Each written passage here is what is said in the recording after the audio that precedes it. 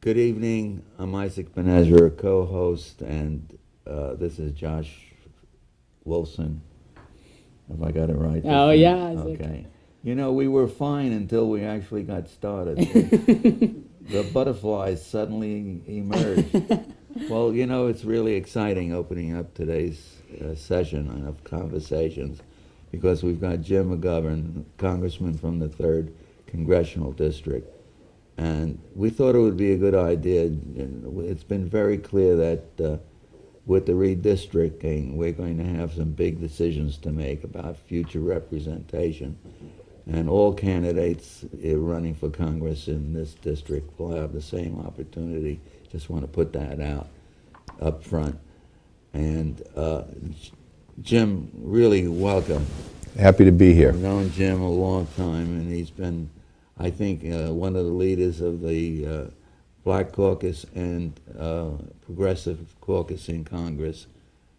And your voice has been heard on a number of occasions, and I'm sure that folks will have an opportunity to press you with their concerns. And I look forward to that. so we're going to do about 10 minutes to introduce yourself, and then we're going into the audience. I may be even quicker than 10 minutes in introducing myself, but let me just say that I really welcome the opportunity to be here. I thank those who are in the audience here for coming today. I think politics is important. I think it's refreshing that so many people that I've met with in Amherst and Northampton and throughout the Pioneer Valley are very much concerned about not only what happens here locally, but what happens nationally and globally. And that's kind of my approach to politics. You know, I'm a bread and butter politician when it all comes down to it. I really care about trying to create economic opportunity and jobs. That's what I've worked on for all my years in Congress. I got elected in 1996. But I also care about this country, and I care about global issues. I'll go back a little bit just to kind of, as a way of introduction, to say that I was born and raised in Worcester. My parents are small business people. They own a package store in Worcester. They still do. And I went to American University for college in Washington, D.C. I majored in history and got a master's degree in public administration. But like most people, you know, you look for a job to kind of help get you through college. I was lucky enough to land a paid internship with Senator George McGovern, no relation, but a guy with a good last name and a guy who has turned out to be one of my political mentors. I still talk to him weekly. He's going to turn 90 years old on July 19th, and I think in the next few weeks I'm going to bring him out to this area. He wants to come out and meet people, and so we'll have a good gathering when that occurs. But after college, I went to work for Congressman Joe Moakley of South Boston, and I worked on everything from, you know, casework, helping Mrs. O'Leary find her lost Social Security check, to issues of economic development, you know, trying to create opportunities in some of the communities that Moakley represented. And I also did his human rights work and foreign policy work. We helped pass a law that stopped the deportation of Salvadoran refugees during the terrible war in El Salvador that went on. We also, I was part of the investigation into the murder of 6 Jesuit priests and 2 women who were murdered at the University of San Salvador in 1989, and spent nearly 2 years investigating that case. We found that members of the Salvadoran High Command, who we trained and gave money to, ordered the crime. The people who murdered the priests in cold blood were trained at the School of the Americas in Georgia. But when that revelation led to an amendment passing that Moakley authored to cut military aid to El Salvador, which then paved the way for the end of the war, and it's one of the proudest things I've worked on. I got elected to Congress in 1996. I beat a guy named Peter Blute. You may remember Newt Gingrich was Speaker. I had a commercial that if you wouldn't vote for Newt, why would you vote for Blute? I don't know what I would have done if I was running against Peter Torkelson. I mean, it would have been much more difficult. You know, I feel it's a privilege to be in the Congress. I continue to work on issues like transportation, education, you know, investments in jobs, strong supporter of medical research investments. I also have maintained my passion for human rights. I co-chair the Tom Lantos Human Rights Commission. Right now I'm urging the Obama administration to not go forward with arms sales to Bahrain because the government of Bahrain is murdering its own people. It doesn't make any sense to, you know, to sell arms to a country like that. We need to be consistent in our human rights policy. I co-chair the House Hunger Caucus. I believe food is a right for everybody, not only in the United States, but around the world. You know, I've been a supporter of programs that provide a circle of protection for people here in America, but I've also been the author of bills that have passed, like the George McGovern, Robert Dole International Food for Education program, which sets up school feeding programs in countries all around the world and encourages those programs to become self-sustaining. I'm working with the Secretary of State and the USAID administrator in this effort called Feed the Future, which is aimed at, again, helping poor communities around the world become self-sustaining, providing assistance to local farmers, providing more assistance to women, because you know, women in many of these countries handle the money better than men, and the State Department at long last is finally discovering that women exist, and that's a good thing. And I guess I would say to people in this area who may be a little bit skeptical about a guy from Worcester all of a sudden potentially becoming your congressman. I have to get elected first. I would just say that my current district goes from Worcester to Fall River. Fall River is a long way from Worcester, but if you were to talk to people in Fall River, I think they would tell you that I've always been present, I've been accessible, that I've worked hard. Even people who don't agree with me on things would tell you that I'm an easy guy to get a hold of. And I want to be present out here as much as I possibly can, obviously during the campaign. But more importantly, if I'm lucky enough to get elected, I want to prove to people here that they're not going to be forgotten. And I know I have to earn that. So I'll conclude by saying, when people ask me what my political philosophy is, I'm a liberal Democrat. I don't call myself a progressive or you know, new age. I'm a liberal. I'm a liberal in the tradition of George McGovern and Adlai Stevenson and Franklin Roosevelt and Eleanor Roosevelt, and they're my heroes in history. And you know, again, I look forward to getting to know people in this part of the district, and I will tell you that you may not always agree with me, but I'm going to give you my best judgment. And it'd be a great privilege to represent this area. Oh, I should also say I'm on the Agriculture Committee too. I'm on the Rules Committee and the Agriculture Committee, and so I think, you know, they're both relevant to some of the concerns in this area. So anyway, that's kind of a rambling introduction, but I'd rather take questions. That's great. Why don't we give Josh a chance to ask the first question, so you'll set a high mark. All right, quite a load.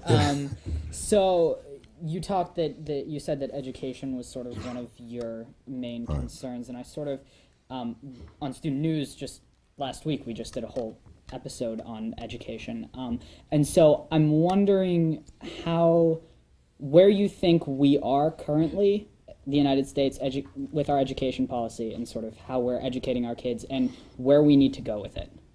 Well, I mean, there are places where we educate our kids very well, and there are places where we don't educate our kids very well. It's not consistent in the United States. It's not consistent in my current congressional district. You know, I'm also a believer that one glove doesn't fit all.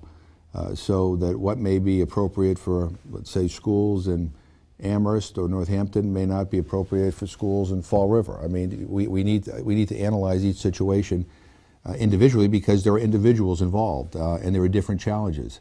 In Worcester, you know, what was a priority a decade ago has changed now, because more and more our population has become more diversified. We have immigrants, children coming in who are just beginning to learn English, so the challenges are different than they were. So it's constantly evolving. I'm also a believer that tests aren't everything. If there's a value in tests, I think there is some value in tests, although I think kids get tested too much, and there's more to education than tests. But if everybody does lousy in math, then maybe we need to recalibrate how we teach math. But not everybody's good at standardized tests. I'll tell you, if I had I'd probably still be in junior high school if I had to rely on standardized tests to get me out of school. But I think there's more to evaluating a quality education than a test. My two sisters are public school teachers in Worcester. They teach in a neighborhood that's pretty troubled, and their biggest complaint to me about all these rules about failing schools and this and that is that we don't measure a child when they come in and how far they've gone. They have kids that come into their school system who have never held a book, whose parents have never read them a book, and those kids may have made this remarkable progress, but not quite where this new standard is. But then that school is considered to be a failure. I think it's a lot more complicated in how we evaluate stuff. The other thing I'd say is, we need to make sure that there's more federal assistance to local communities to help with school construction, to help with technology. We have a broadband problem in some of the areas out here that needs to be addressed, that goes beyond schools, and we need to figure out a way to make sure that everybody who wants to go to college goes to college, and they do not go because they don't have the money, or we don't have the resources. And I just finally say, we all talk about no child left behind. No one wants to leave a child behind. I'd like to change that to leave no dream behind. I think we're losing some of our imagination and our creativity in our school systems when I don't think we do enough to realize that maybe you might not be an engineer. If you want to be an engineer, that's great. But maybe you'll be a sculptor or a composer. Maybe you'll want to be a farmer. Maybe you want to be whatever. I think there needs to be some value to helping kids grow up to be adults and be able to realize their dreams. I did what I'm doing is what I wanted to do. I've kind of followed my dream. I didn't know I wanted to be a congressman when I got out of college, but I knew I wanted to be in public service. I'm happy as a result of that, and I think there's nothing wrong with that. All right. Do you want to try the audience? Yeah, we'll try the audience. You maybe want to ask them a question just so I can get set up. The war. Which one? The wars. Ones. I'm against them. Virtual wars. Let's talk about that. The war in Iraq was a tragic mistake. The war in Afghanistan has turned out to be a tragic mistake. I've led the efforts in the House of Representatives to end the war, both in Afghanistan and in Iraq. We have paid a heavy price in terms of the lives of some of our finest young men and women. I've also spent time at Walter Reed Hospital, and I've met with soldiers who have come back, who are suffering extreme brain trauma, who have lost their arms and legs, and there's their 19-year-old wife, with an infant baby, and you wonder where's the future and for what? There were no weapons of mass destruction in Iraq. That was just a lie. They weren't there. That's why I went to war. And in terms of Afghanistan, well, we got Osama bin Laden, not in Afghanistan with 100,000 troops. He was found in Pakistan, and he was and a small group of elite Navy SEALs got Osama bin Laden. We're in Afghanistan stuck in a war supporting one of the most corrupt governments in the world. We borrow $10 billion a month just for Afghanistan. We borrow that. So when all these people in Washington talk about the debt and the deficit, I hear you. But gee, why is it okay to borrow money for war, but not borrow money to help feed hungry people or to help rebuild our aging infrastructure? So these wars, the president, is bringing the war in Iraq to an end. He says he's bringing the war in Afghanistan to an end. I hope that's for real. I worry that we're going to keep too many troops over there. I also worry that we're going to contract out these wars, which I think is also a dangerous thing. I'll just say one final thing. As a critic of these wars, if you're going to fight them, I believe you ought to pay for them. And if the president wants to go to war, he ought to say to the American people, we're all going to be in this. You're all going to pay for it. And if you don't want to pay for it, maybe we ought not to go to war. Ought not go to war. But I'm sick at some of the choices that we're making right now. These false choices that we're being forced to make in Congress, and yet nobody talks about the war, and nobody talks about how they've been the driving factor behind our deficits and behind our debt. So I want these ended, and and I will be honest with you, I don't consider myself a pacifist, but I think war ought to be the last resort, and I've been over to Afghanistan, I've been over to Iraq. We should never have been there. It's just been a terrible tragedy. Josh, are we ready? We're here in the audience. Are you ready? You want to give your name and then ask your question? My name is Roger Conant. Hi, Roger. I'm one of the people in Occupy Amherst, and so you won't be surprised to hear that I am very much alarmed by the great disparities in wealth, in income, and in opportunities, which are dramatic in this country. Not only dramatic, but getting worse. Mm-hmm. And I wonder if you have any prospects for things that Congress or the government can do to at least slow down this disparity, and I hope reverse it. Well, I think nationally elect people who are more in tune with trying to address those issues, number one, because that's not the way this Congress is made up right now. The other thing too is I think you got to take the money out of politics. I mean, I got to be honest with you. I'm in this business. I've been in this business 1996, and it's like it's crazy. I mean, in order, to run a congressional campaign, you got to raise $2 million, and the media should be. I wish the media would be a little bit more helpful, because on one hand they editorialize about how terrible it is that money's so involved in politics, yet come election time, TV time goes up in terms of expense, newspaper ads go up into expense. I mean, it's a business. So I would take the money. I believe we should have campaign finance reform. It's difficult because you have a Supreme Court that believes that money equals free speech and believes that we can't limit the spending on campaigns, which is quite unfortunate. At a minimum right now, I think we ought to pass this thing called the Disclose Act so that we know who's given to these super PACs. Because right now you don't know who's giving to these super PACs. I mean, the amount of money that's being spent in the Republican primary is obscene. And we know some of the big contributors who have been kind of smoked out, who have been giving to Gingrich's PAC and Romney's PAC, but we don't know about any corporate donation. We don't know about anything really about who's giving. So, in the short term, we ought to know who's giving to these super PACs. The other thing is, I think that because money plays such a role in politics, I think corporations have assumed a role that is well beyond what our founding fathers could have possibly have envisioned. I'm the author of a constitutional amendment that basically says that corporations aren't people, and I always tell people that the day the first corporation gets executed in Texas, then I'll believe that they're people. But that was a bumper sticker that I saw, which I really loved.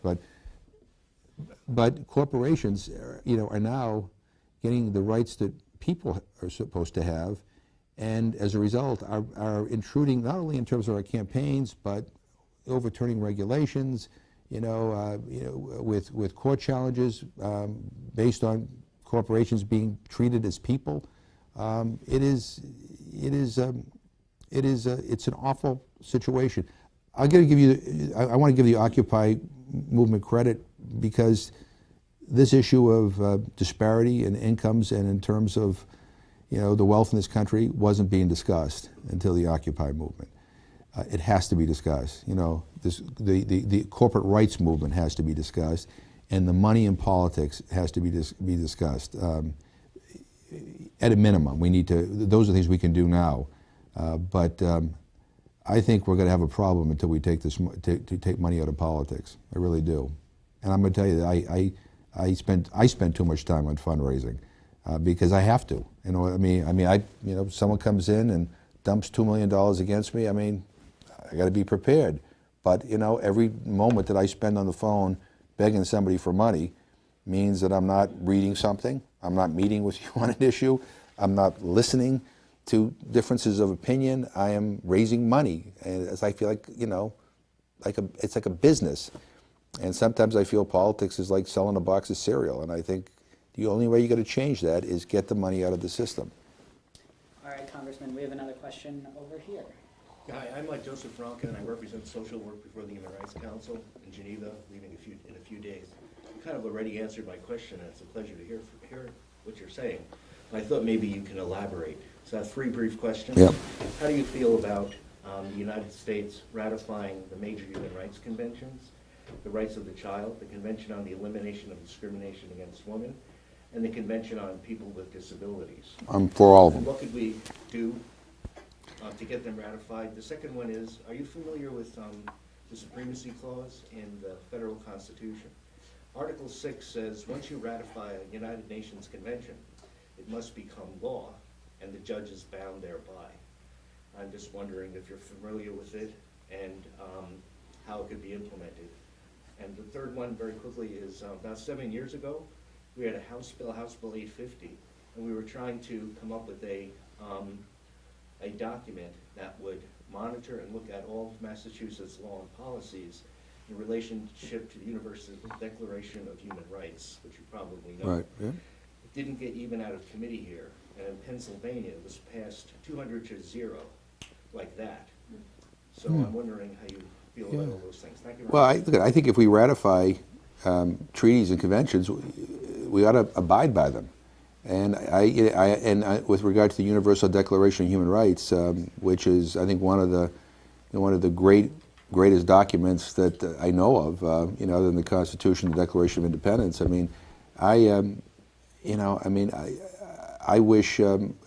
think we ought to abide by that too, and that means abiding by it not only overseas, but also abiding by it by the United States of America. I've been very critical, of our policies in Guantanamo, these rendition policies, these torture policies that I think not only make a mockery of of the Universal Declaration of Human Rights, but I think actually make us more insecure.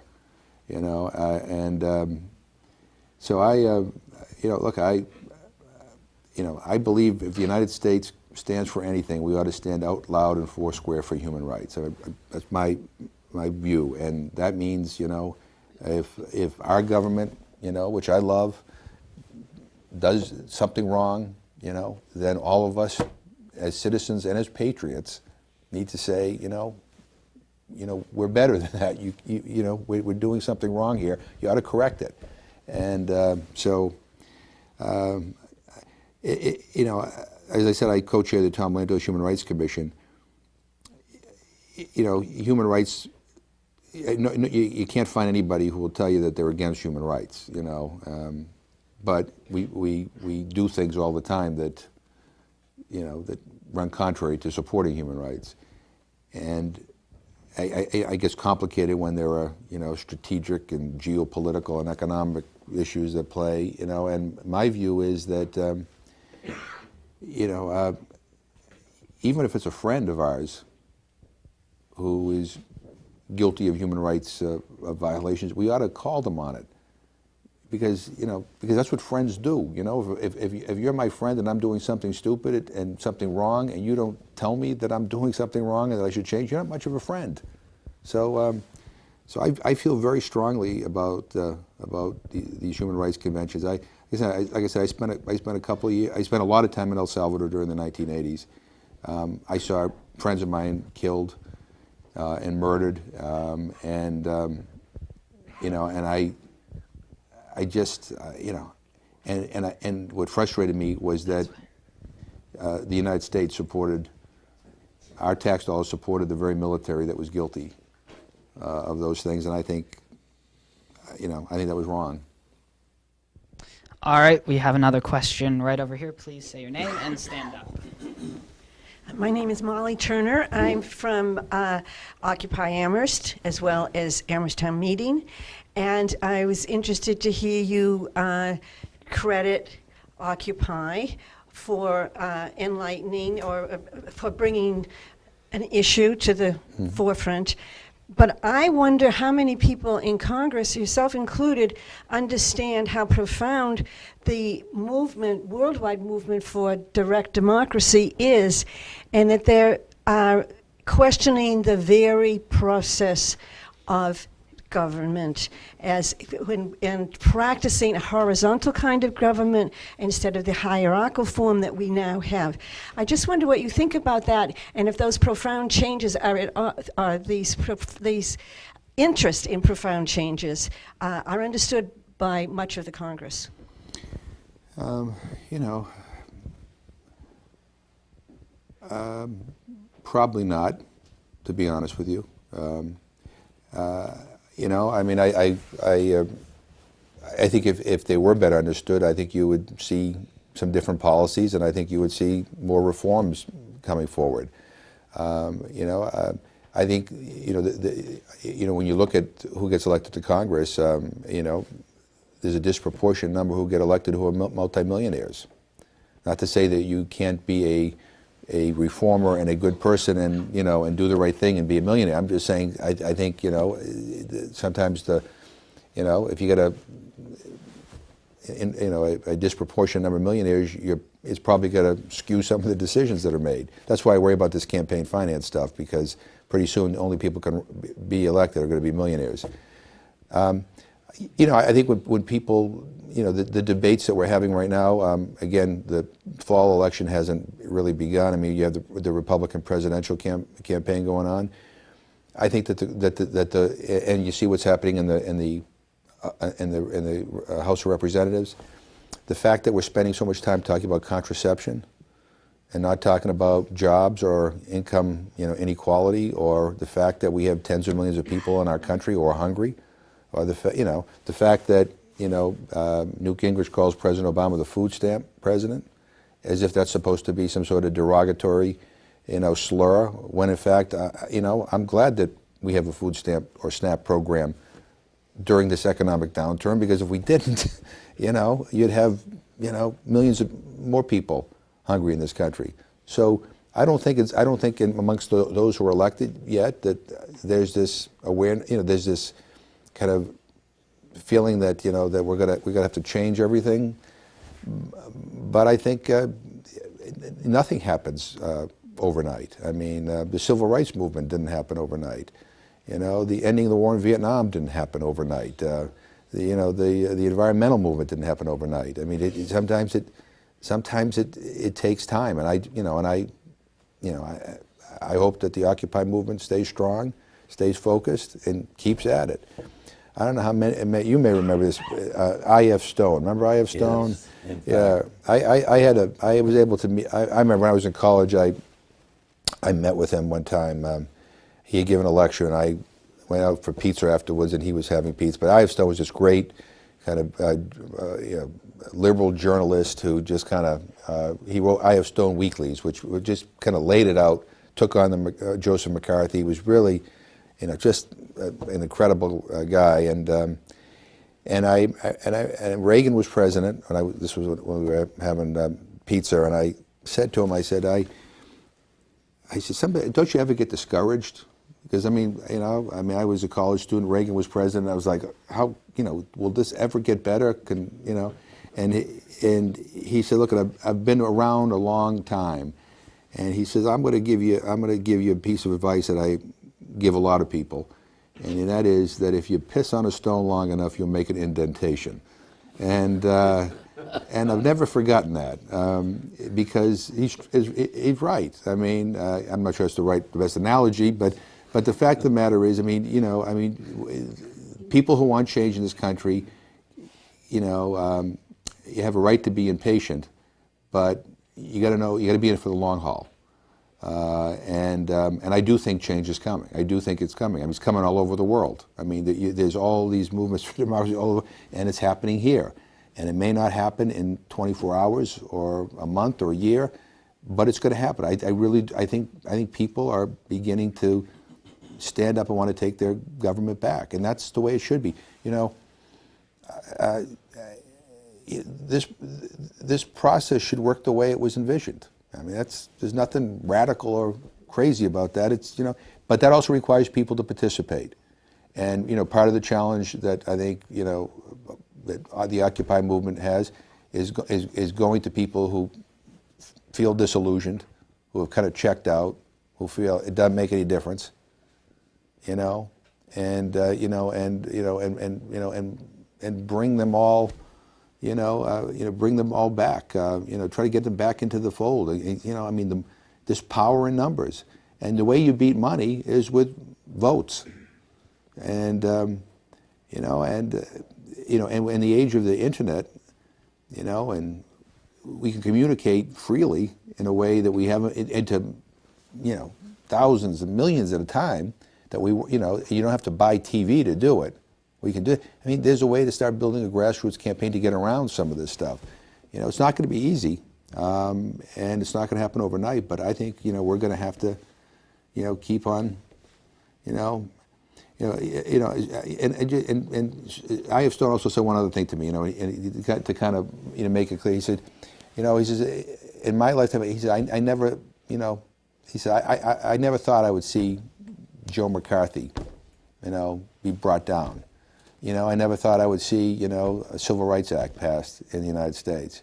You know, I never thought I would, you know, see the day that you had Social Security was passed. He said, I never thought I'd see the day when a thug like J. Edgar Hoover would have been exposed for what he did, or, you know, that we would learn about, you know, the CIA's secret actions against Cuba and the Dominican Republic and all the stuff that we were doing in the 1960s. But, you know, people pushed and things happen, and I think, you know, I think people are right to be impatient, but we got to stay in this for the long haul, and you know, that's my view. All right, we got another question. Sure. Right over here. Mohammed Ibrahim from the Human Rights Commission of Amherst. Congressman, you have a very good record of human rights, and especially in the global, and in support to refugees and immigrants in this area, and in general in the United States, in the Congress. I wonder what you can say about the attack and the scapegoating of the immigrants and refugees living in the Valley and nationwide, especially with Arizona and other states. Everyone now, even the economic crisis here, they are trying to scapegoat the immigrants and refugees, with 11 million people living illegally in this country, as if this is a problem. What can you do, and what are you doing? What's your effort in the Congress? Yeah. The reality is that if you had a magic wand and you eliminated 11 million undocumented people in this country, our economy would probably collapse, because most of these people are working in jobs that, quite frankly, a lot of people, you know, who have been born and raised here don't want to do for whatever reason. The immigrant community is giving back a great deal to this community. The other thing, I had a woman at an event not so long ago get up and tell me that you know, all these illegal immigrants are on Social Security. No, they're not. No, they're not. But here's what I told her, and this is not a case for illegal immigration, but just so she knew, is that those people who are working here, who are undocumented, are having payroll taxes taken out of their pay. Guess what? Some of that goes to Social Security, which is keeping Social Security more solvent for a longer time than it otherwise would be. So, you know, I mean, the problem with our economy is not the immigrants. We need to fix our immigration system. The immigration system is a mess. It's broken. People who want to come here legally, it is too complicated. We need to fix this system, and we need to do so in a way that we acknowledge that there are people here and they need to be treated humanely and they need to have a path to citizenship. That's my view. The scapegoating of immigrants during this tough economic time, this is not the first time that's happened. If anyone needs to be scapegoated, it's people at Wall Street that created this mess to begin with. I mean, they're the ones responsible for this, mess that we're in right now. It's not the immigrant community. And the other thing too is, with the exception of the Native Americans, we're all immigrants. And you look throughout history. I'm of Irish descent. My grandparents used to have this little sign. The known Irish need apply as a reminder of how difficult it was for their forefathers to come here. I mean, every group that's here, it has come here not necessarily in the most friendly of terms. The strength of our country is our immigrant community. We're all immigrants. That's what makes us so unique. We're so all different, and so let's not turn that into a negative. And the other thing we need to remind each other is that we're talking about human beings. I hear people say, I've listened to talk radio. People say, all these children of illegal immigrants are going to our schools. Well, you know what? They're kids. They didn't, their parents made the decision to come here. These are kids, or they're getting, are they end up in emergency rooms? Well, you know what? Should you not treat somebody who's sick? If you get sick and you were in El Salvador or, in any other country in the world, I mean, you'd expect to be treated, even though you weren't a citizen. And if you're really worried about the cost of undocumented people in terms of emergency room care, there's one way to fix that. Allow them a path to citizenship so they can buy health insurance like everybody else. But we need to get back to what the real issue. The problem with our economy, the problem we're facing here right now, in terms of joblessness, is not because of the undocumented community here. It is not. It just isn't. That is a scapegoat. We have that debate and nothing changes. We need to get back to figuring out how to put people back to work, and there are answers to that. And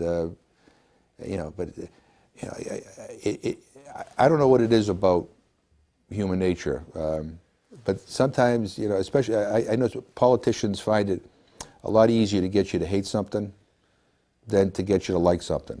I don't know what when people give speeches, they tend to tell you all the bad things, and and what's happened in our country, I think, is that political campaigns have become all about what we're against, and not about what we're for.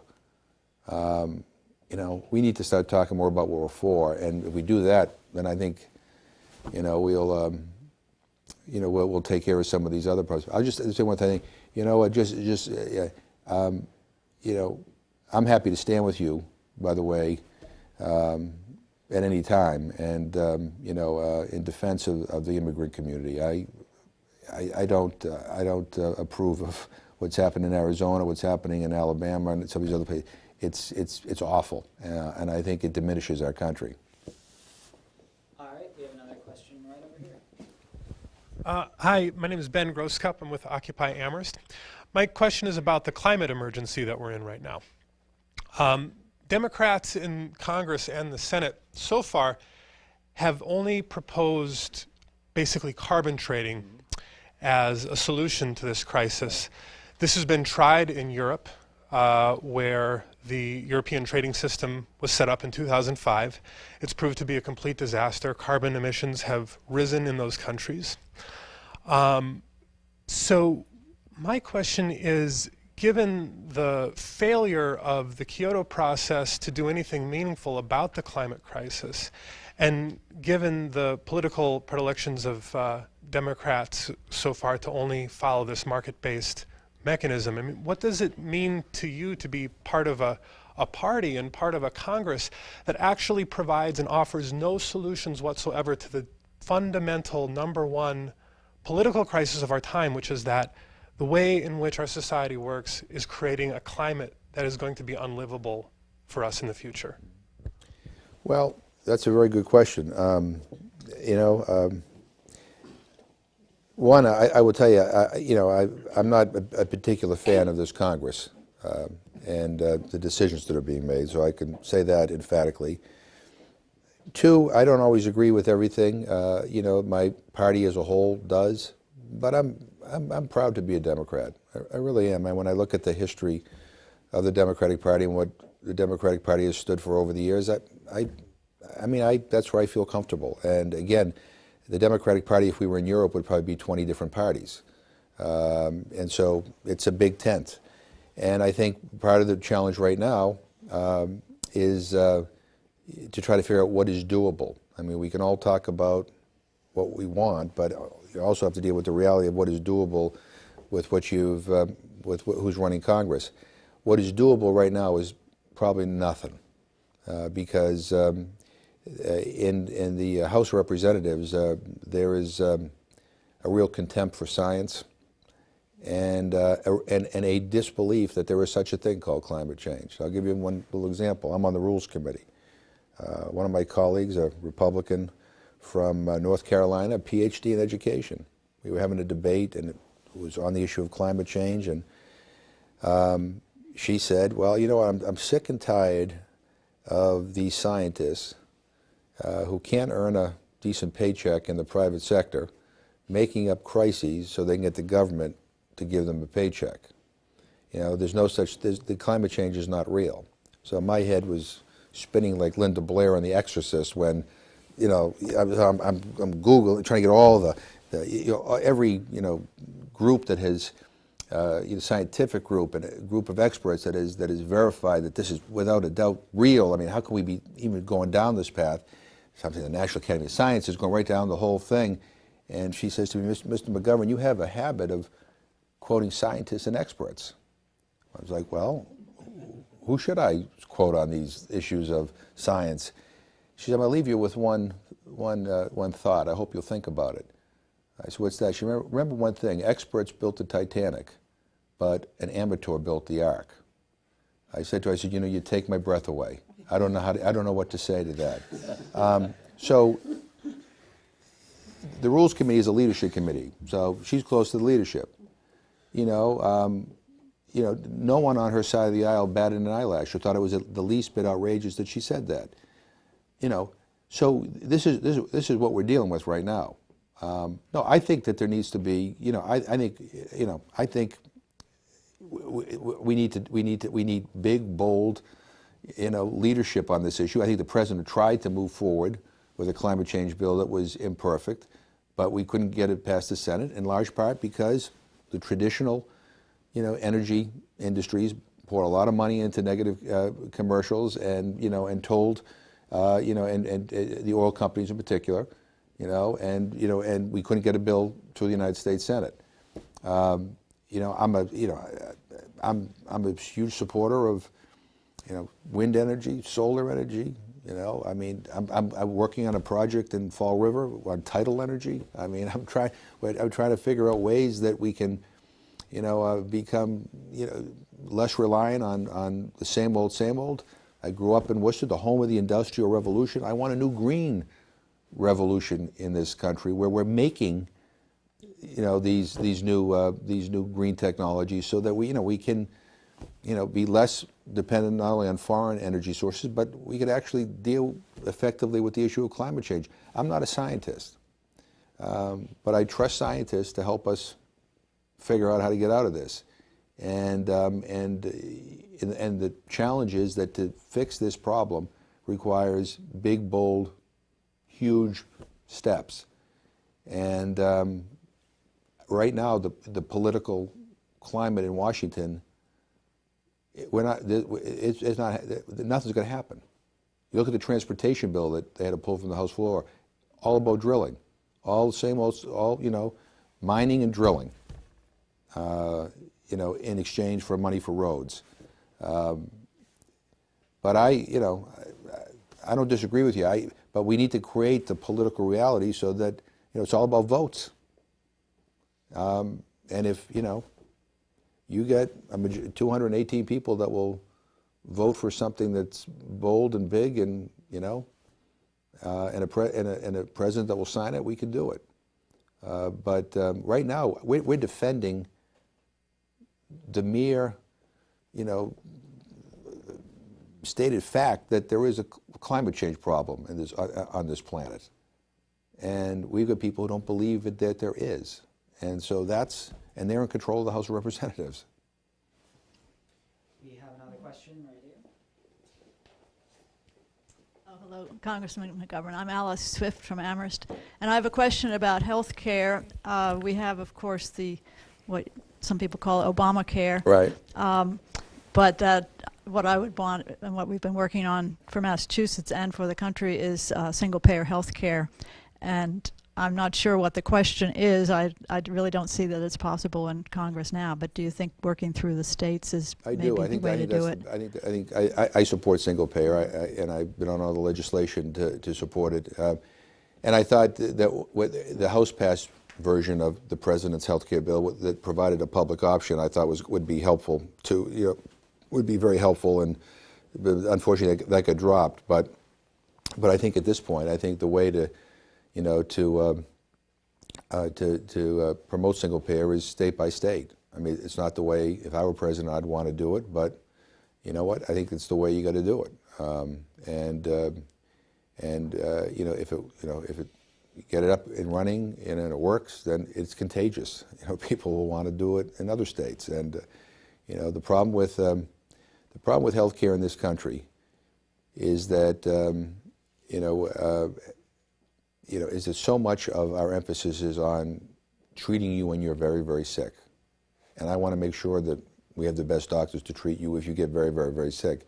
But we don't spend enough time figuring out how we get you not to be very, very sick. And I mentioned I do a lot of work on food and nutrition and hunger issues. You know, food is medicine. And yet, you know, there was no discussion of nutrition or food in the entire healthcare debate. You know, in Worcester, we have a problem with obesity amongst our kids in public school. It's all diet related. You know, and when people say they want to save money, well, I'll tell you what. You know, if I can keep you from getting chronic high blood pressure, or keep you from becoming a diabetic, or from having heart disease, not only is your life going to be better, but you'll be cheaper. And so we need to, you know. I mean, as we push this single payer thing, I think we also need to be pushing this idea that you know, prevention, you know, needs to be a greater part of our healthcare system. You know, Cuba has a better infant mortality rate than we do here in the United States. Now, I wouldn't, if I needed quadruple bypass surgery, I wouldn't want to be in Cuba. I'd rather be here in the United States. But the point of the matter is, we should have the best outcomes here in those areas. I worry that I had UMass Medical School in my district. I worry that medical students don't spend any time talking about nutrition or about hunger. You know, when hungry children come into a hospital, chances are the doctor doesn't know what he's dealing with until after thousands of dollars worth of tests, and only to conclude that the kid hasn't been eating. So we need, you know, I think I'm a little off the subject, but I think to get the single payer plan enacted, you need to do it state by state. You have another question? My name is Reynolds Winslow, and I'm chair of the Human Rights Commission. First, I want to thank you for being present at our 28th Martin Luther King celebration held in January, where I had a chance to meet you. I was honored to be there. Yes. So now my question is, number one, we have a stellar Human Rights Commission here in Amherst. And I applaud you for your work with human rights. Mm-hmm. And I think since life is an experience and it is all about human relationships, I think you can help us develop a better Human Rights Commission, since we are mandated to have one in Amherst, mm-hmm. and also to have a human rights director, which is rare, I think, in the state. Maybe you can help us. Well, we should talk, and we'll get together, and any way I can be helpful, we'd like to be. I should tell you that there are rules, kind of, I guess, ethics rules in Congress, that since I don't technically represent this district, you know, I can't do anything officially, but unofficially, absolutely, you know, and then if I get elected, we'll do it officially. We'll figure out a way to get through all these ethics rules. I can get a big corporation to donate to my super PAC, and there's no ethics problems. But to, try to help people, that may be outside of my current district, that's an ethics problem. But we'll work all that out. But I look forward to working with you on that. We got another question right here. Hi, I'm Linda Stone. I'm the Western Mass organizer with Mass Senior Action Council. And I just wanted to talk a little bit more ask you a little bit more about the healthcare issue, because as you know, Medicare is an important topic to seniors, and not only to benefit themselves, but to hopefully benefit generations to come. We think it's a good model for younger people as well. But the problem that doesn't seem to be addressed often is the cost of healthcare. And if we all accept the fact that that is a problem, that I wonder if there's any initiative put forward by the Democrats, especially, to address that, so that we don't always have to be responding to these wacky ideas about, Paul Ryan's plan, or the newest one I hear is his plan on steroids for vouchers for seniors from Representative Burr. So it just seems as though we need to kind of take the high road and solve some of the problems about the costs. I agree, and look, Medicare is one of the most successful social programs in the history of our country. Is it perfect? No. I mean, could it be run more efficiently and effectively? Yes, and as evidenced by the fact of the fraud that they're discovering, that they're recovering the money that is being misused by some providers. But overall, the program is a good, important, solid program that needs to be continued. Yes, the issue of medical costs are something we need to grapple with. But here's the way I would suggest we might want to think about it. Rather than saying, I'm gonna lower the quality of your care or the quality of your life to try to get the numbers to go down lower, maybe we should think of it in terms of maybe we should invest a little bit more in medical research, for example.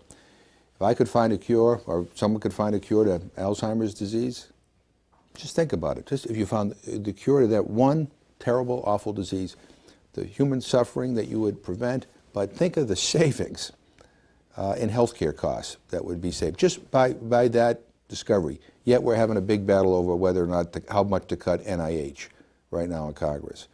I mean, I want to cure diseases. I want to live to see a cure for cancer. I've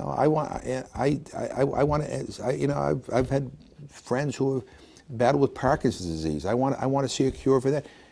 Why don't we understand that by moving forward in medical research and advancements, we can save money. I'm a big fan of home health care. I do a lot of work with home health care. We need to utilize home health care more to keep people in their homes. And I've been, and over the years, I've seen the advances in home health care, where it used to be you'd have to have a human being next to you, to provide you home health care to monitor your condition all the time. Now they have these devices they put in people's homes where you stick your finger into something and it tests all your vital signs. It goes back to the hospital and they say, oh, geez, Jim McGovern's doing okay, or Jim McGovern, is an irregular heartbeat. We better send somebody over to get to him. But there are all kinds of ways to improve health care and to save money and control costs. And that's where I wish the discussion was. The trouble with Paul Ryan's plan, I understand that the costs are rising, and as more and more of the baby boomers hit the retirement age, it's going to go up and up and up. But everything he proposes is about reducing your quality of life. That's the only solution they have to fixing our budgetary problems. And and again, we began about the war. You asked about the war in the beginning. I mean, think about it. We borrowed $10 billion a month for this to prop up this corrupt government in Afghanistan. We borrow it, and and we're saying that in order to be able to fix our healthcare system for our seniors, we got to make these drastic cuts and cut back on the care they get. It's stupid. I mean, it just doesn't make any sense to me. So I think that's one way to do it. The other thing too is, again, I mean, we said before, prevention. I mean, you know, nutrition. I mean, it is, you know, it's you know, and also dealing with the issue of food insecurity and hunger in this country. You know, we've got senior citizens that are showing up to emergency rooms because they take their medication on an empty stomach because they don't have the food. You know, I mean, there are things that we can do to, you know, to fix these issues that will improve the quality of life for people, also lower the cost. But we don't have to tear things apart and say that you have to live at a lower standard than your parents or your grandparents. We have another question right over here. This is going to have to be the last question. I'm Rick Hood. I'm on the Amherst School Committee and the chair of the Regional School Committee.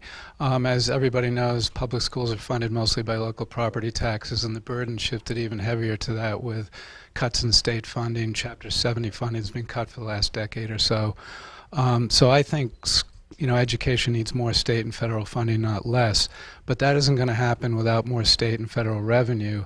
And the anti-tax hysteria in the country just seems like that's not going to make it possible. Like, for example, capital gains rate's 15% now, and under Reagan it was 28%. And you hear Republicans talking about dropping it to 0%, but I don't hear anybody talking about bringing it back up to 28.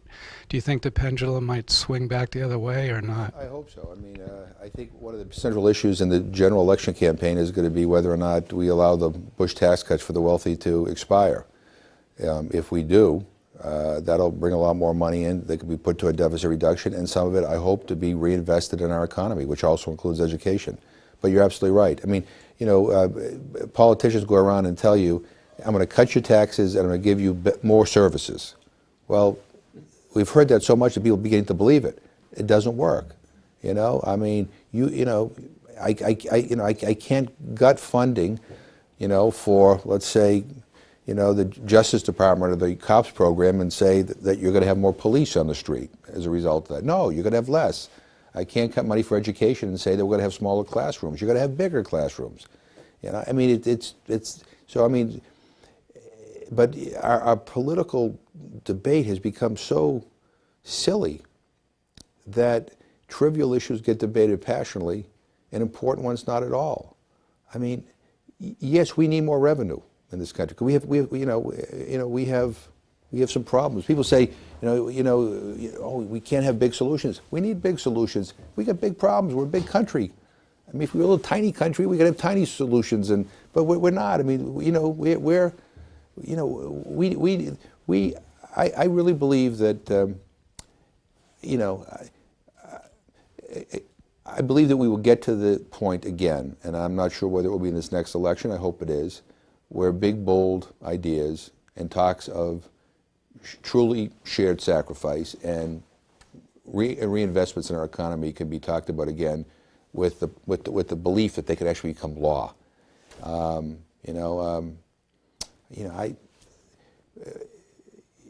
it goes back to what we began at. We talk about the Occupy movement and about, is Congress getting it? I think it may not happen overnight. But we got to keep on pushing this stuff, because if we don't, I know for sure that the other side is working against us every single second. I mean, and they have money. And you think about it. Add up all the super committees. Well, it might be, and if we could take that money, you could probably end poverty in a couple of states. I mean, it's like it's unbelievable to me, all this money that's being spent on campaigns. That has to be stopped. I mean, and I hope that maybe after this election, people may be so disgusted with everything, and maybe even the Supreme Court might wake up and say, you know what, God, we opened up a Pandora's box here that is not what we anticipated, and may fix it. If not, Congress ought to pass a constitutional amendment, and American people ought to ratify one that changes the rules. I want to thank Jim for coming today, and I want to thank everybody in my community for showing up with some great questions. And just a reminder, and it's obvious from the people that are here, it still takes a movement to make change. Nothing's going to happen in Congress unless it happens on Main Street. So go get them. Thank you very much for coming, Jim. Nice to see you. Wonderful. Oh, thanks for having. Hey, good job. Thank you. Thank you. Josh. Thank you, Isaac. And that's it for conversation.